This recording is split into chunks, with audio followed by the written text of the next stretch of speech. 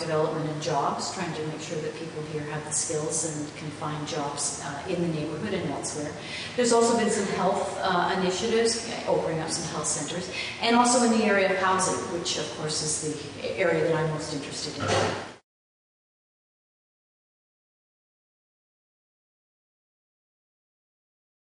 The SRO management program is part of our housing initiatives to help improve the downtown Eastside. And it's a way in which we can provide some assistance to the hotel owners and employees to help them do their job better. And we know that if the hotels are better managed, that means that there'll be better places for the tenants to live. There we are. And you can see all sorts out of this office. My title here is I'm manager of the rooms, the Lotus Hotel. I have 110 rooms. I'm in charge of collecting the rents. I'm security too, because I sign people in and sign them out. The housekeeping, maintenance. Make sure, nobody's yelling or screaming in the rooms, and make sure the hallways are clear and clean. Basically building safety. We have a variety of people in this building. We have people that work. So far I have some on welfare, about a little less than half. Have the mental health. I have people who are working for minimum wage, so they're paying what they can afford. And I've got a nice, well-rounded group of tenants. The SRO Building Management Program puts together the traditional building management skills as offered through the Vancouver Community College Certificate Program and a series of social issues workshops that address these issues. And crystal meth is kind of the fastest slide down to the downtown Eastside. It's a really big issue, and I can't stress this one enough, is to know the person and to recognize that person and give them their identity back. They have said that the law and tenancy course was the most valuable to them because they learn exactly where the law stands, what they can and cannot do in respect to dealing with tenants. I didn't know there was a form called chronic late payments, the agreement to end tenancy. There's all these forms that are there to help you, but unless you know, it doesn't help. Right, so you need to fill out everything properly or it's not going to stand up in the arbitration. So you need to get your facts and your files and dates and everything up to date to bring it to it. So yes, it was very beneficial. And the other thing that they emphasize is the social issues workshops are the most important, where they get the hands-on practical information of how to deal with situations in the day-to-day. Courses we were having on the side sort of gave you an insight of what was happening out in the community and the programs that are being offered, and in certain instances how to deal with certain cases.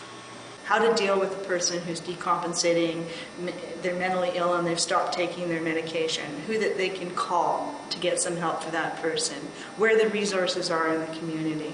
We had 1,000 clients at Stratford Mental Health Team, and that's who serves all the clients in downtown Eastside. It's the Stratford Mental Health Team.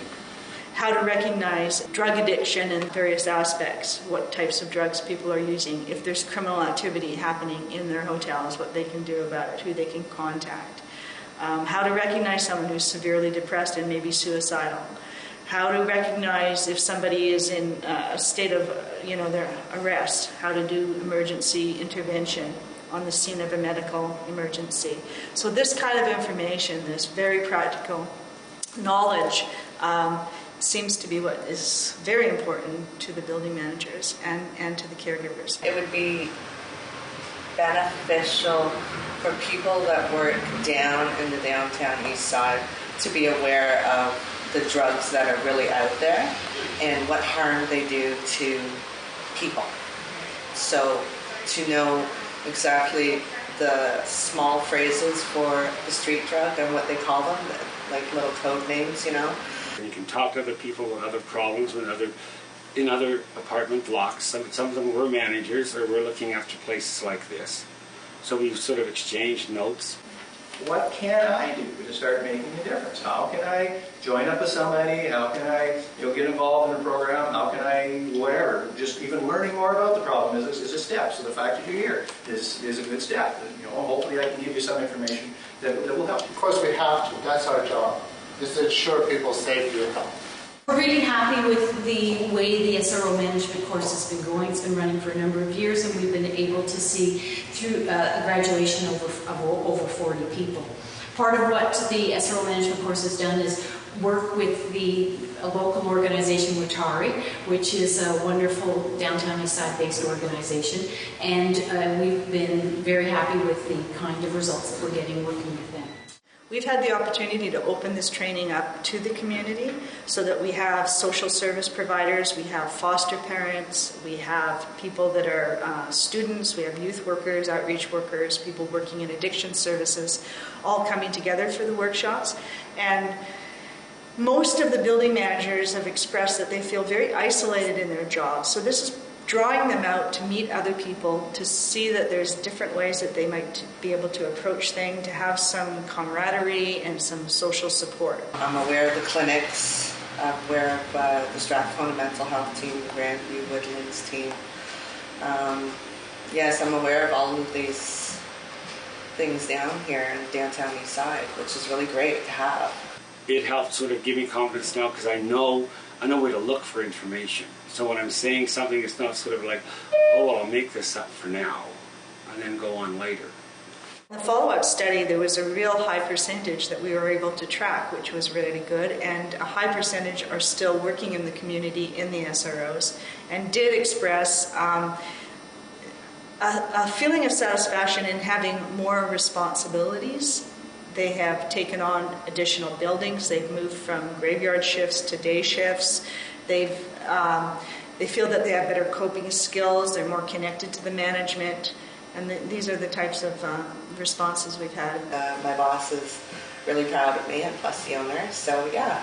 And they're striving for increasing health and safety, bottom line, and maintaining, preventing an additional homelessness. I've learned a lot through the course, which is really great. And I learn every day that, it's never a dull moment down here, for sure.